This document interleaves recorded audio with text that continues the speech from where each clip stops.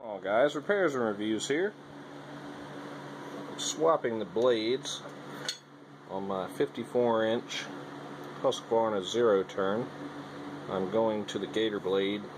I pretty much put Gator blades on every riding mower I've ever had. These just happen to come in a mulching kit, and I am very disappointed in these. They don't really, minus the rock that I hit. Yeah, I messed that up pretty bad, especially on this side. I caught a pretty big rock, so I pretty much knew I'd messed this up. But even before that, these were leaving stripes in my yard. They're not a very clean cut. I mean, it's a mulching blade.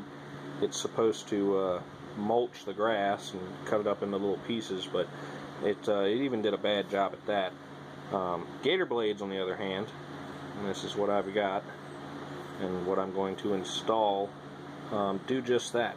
These little ridges here, they do a very, very good job at mulching up the grass, especially leaves, sticks, all that stuff. Fall's coming. Leaves are going to be hitting the ground here shortly, so I'm going to go ahead and swap them on over. I do not like these. I would not recommend it. I don't know if it's because my deck is set up, how it's set up underneath, but it was not cutting good at all. Another thing I want to mention, if you see all this, I had to cut my grass wet a couple times, and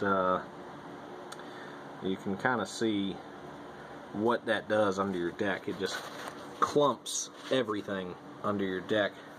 And I just take a scraper here, and you should probably do this, especially if you cut grass, wet grass. If you have to cut wet grass a couple times during the season, you might want to wait till it dries out a little bit and come under here and scrape all this crap out, because it's just sitting up here. It's some of the stuff I was scraping was still wet. It's still damp, so it's not good for your deck. So just come up under here and look at that. Just look at the crap that is stuck up behind this plate and everything. So, if you get new blades, now would be the time to scrape the deck, make sure everything is clean, and it will work as efficiently as possible of bagging grass or shooting it out the discharge, whichever method you prefer. But yeah, I just figured I would throw that out there, and while I'm here,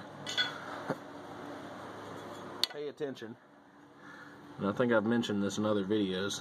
That star pattern right there, I've seen it a lot when I used to work on mowers professionally. I've seen it a lot where people would just shove this on there and tighten the bolt, and it would destroy the star pattern on the spindle. So line it up until it goes on there just like that.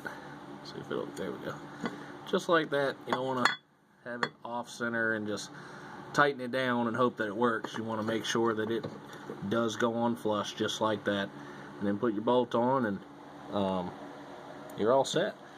Also, make sure it's going the right way. This would be wrong. I've seen it all when I did this professionally. It happens, so make sure that the blade is on correctly and that you don't mess up your star pattern.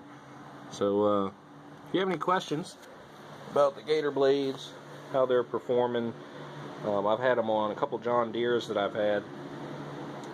I stick them on pretty much every riding mower I've had, and they hold up very well. They don't thin out on the end as much or as fast as these. These are less than a season, and you can see it's not really worn away, but the thickness is actually thinner than the Gator blade. The Gator blade is thicker, slightly it's thicker, but I beat the hell out of Gator blades for multiple seasons on the same lawnmower, and it never gives me any issues. So over here and finish scraping the deck, get everything, make sure it's nice, clean, ready for the fall season and leaf mulching. But figured I'd throw this video out there, give you an update, and tips and tricks on scraping the deck, making sure all that is clean and clear and ready for the season. This has been Repairs and Reviews. Thanks for watching.